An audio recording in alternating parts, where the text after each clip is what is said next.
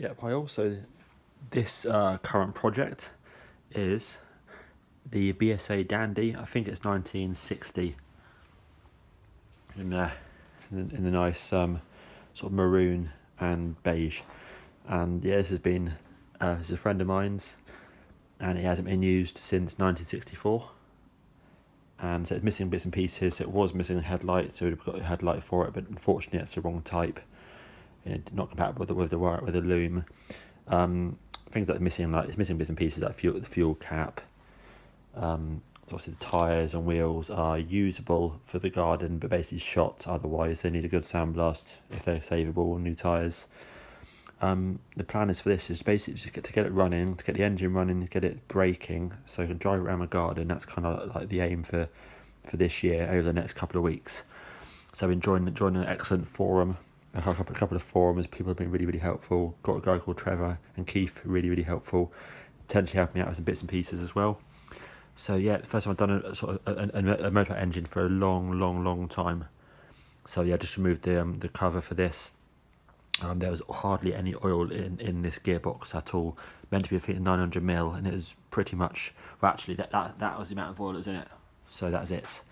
And the engine is just underneath there as well.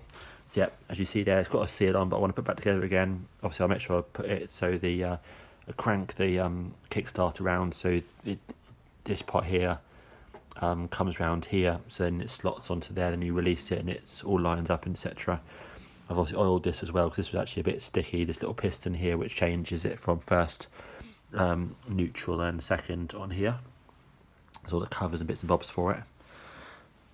So here's the engine underneath, and I've just managed to remove the flywheel, which is just here, in order to be able to get the, I believe it's called magneto, off.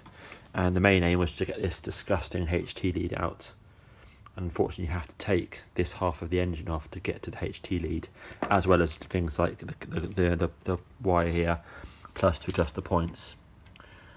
So yeah, it's a bit of a, I mean, everyone says that's a silly design. It is, to take half the engine off to get to the lead and to be able to set the points. It's pretty stupid, and that's what I say, everyone agrees that on that aspect. But yeah, that's looking good. So yeah, now I can order this lead.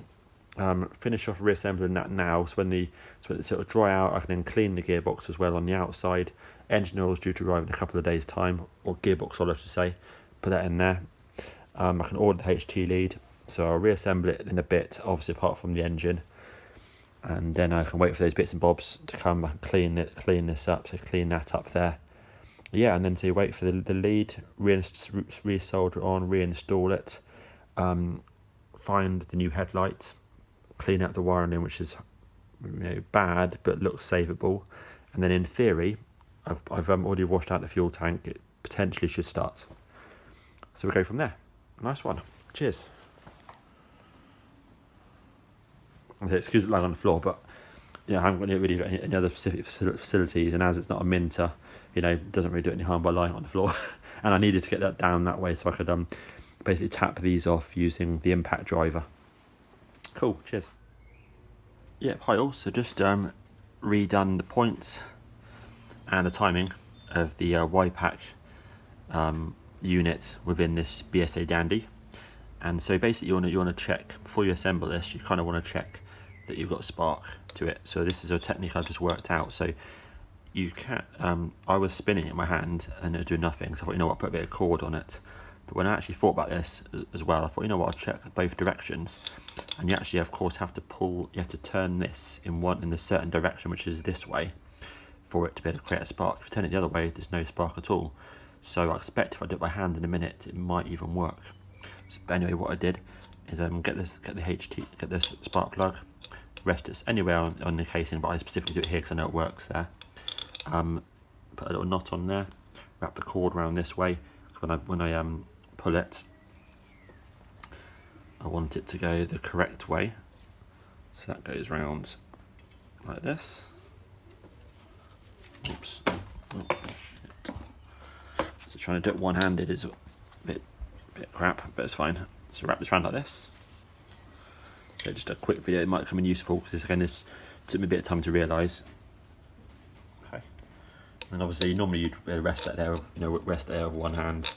For example, I'll just rest it sort of on my foot just to give you a quick idea. And then ultimately you can just pull this, and then you literally see the spark. And I don't know if there's a spark there or not because I wasn't pulling it very quickly, so I'm trying to sort of hold it all. But yeah, certainly with that there, you get a nice even spark. And if you put it the other way, you get no spark at all. I'm just going to try it. I'm going to try it by hand. I'm just going to see if I can replicate it. It's difficult to be fair, it's very difficult to.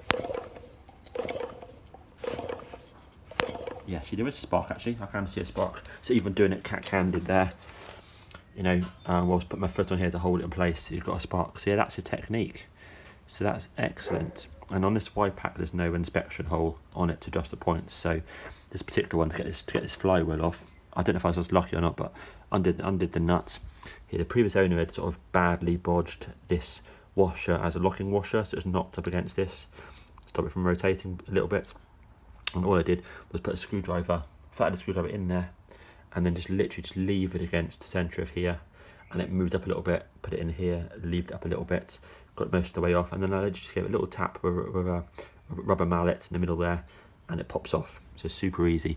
So also when I assemble this, I'll make sure it is super tight, and I'll do something a bit better with this washer as well. So maybe it's just too loose, I'm not sure, but you know, it obviously was taken off at one point.